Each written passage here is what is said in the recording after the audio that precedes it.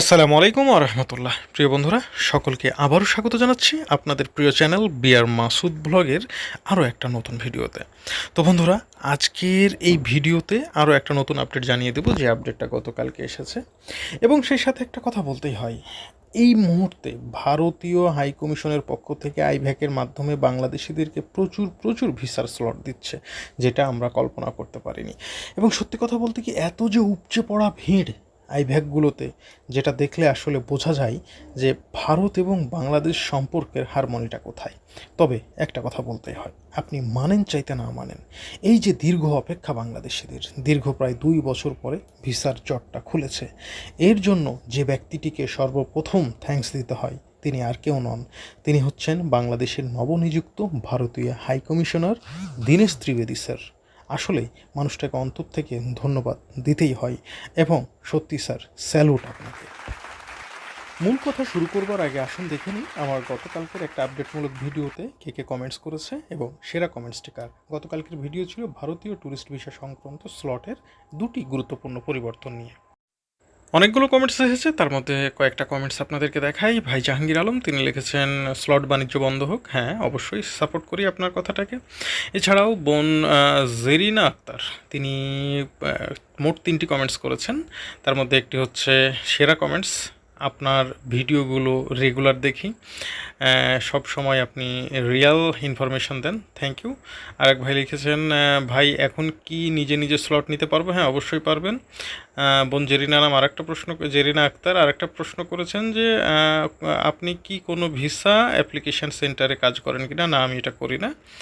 তারপর আরও একটা কমেন্টস করেছেন যে মানে উনি বুঝতে পারছেন না যে এই স্লট পাওয়ার পরে মোবাইল ফোনে কি করতে হবে। কিছুই করতে হবে না, আপনি গিয়ে ফাইলটা আপনার সুন্দর করে জমা দিয়ে দিবেন, তাহলে আপনার কাজ শেষ হয়ে যাবে।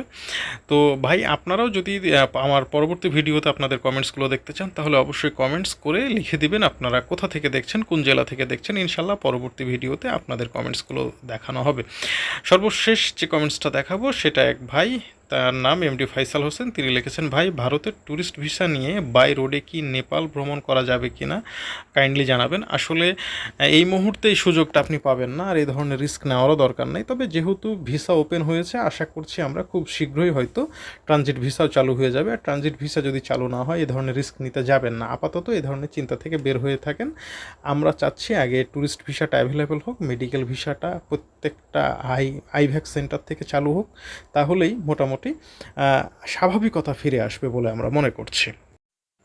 তো এখন জানিয়ে দেবো যে আসলে নতুন যে আপডেটটা গতকালকে এসেছে সেটা কি। তো আপডেটটা হচ্ছে, ইতিপূর্বে কিন্তু আপনারা যখন ভিসার জন্য আবেদন করতেন, তখন নিজের ইচ্ছা মতো, সুবিধা মতো ডেট এবং টাইমের মধ্যে আপনি স্লটটা নিতে পারতেন। কিন্তু নতুন আপডেট অনুযায়ী সেটা আর পারবেন না। এখন আপনি আবেদন করার পরে, অর্থাৎ আপনি যখন আবেদন কমপ্লিট করবেন, এরপরে যখন স্লট নেবেন, ঠিক সেই সময় আপনাকে সিস্টেম যেই সময়ের জন্য নির্বাচিত করবে, অর্থাৎ ওই সময়ে যে সময়টুকু খালি থাকবে, দেখা যাচ্ছে আপনি 14 তারিখে চাচ্ছেন, কিন্তু 14 তারিখের খালি নাই, আছে হচ্ছে 16 তারিখে। 16 তারিখে দেখা যাচ্ছে 2টা থেকে 3টার মধ্যে একটা স্লট খালি আছে, ঠিক আপনাকে সিস্টেম ওই জায়গাতে দিয়ে দেবে। আপনি চাইলেও ইচ্ছা মতো মানে নিজস্ব সময় আপনি নিতে পারবেন না, এই সুযোগটা থাকছে না। তো এটাই ছিল আজকের ভিডিওর সবচেয়ে বড় আপডেট। তো বন্ধুরা, আরেকটা কথা মাথায় রাখবেন, যে আপনারা যারা ইতিমধ্যে ভিসা ফাইল জমা দিয়েছেন এবং ভিসা পাওয়ার পরে যারা ইন্ডিয়া যাবেন, তাদের জন্য আরও একটা সুন্দর গাইডলাইনমূলক ভিডিও ইনশাল্লাহ আগামীকালকে দেব। কারণ অনেক ভাই অনেক ধরনের বিপদে পড়তেছে, কিছু তথ্যগত ভুলের কারণে। সেই বিভ্রান্তিগুলো দূর করার জন্য আগামীকালকে অবশ্যই নতুন আরেকটা ভিডিও আসবে।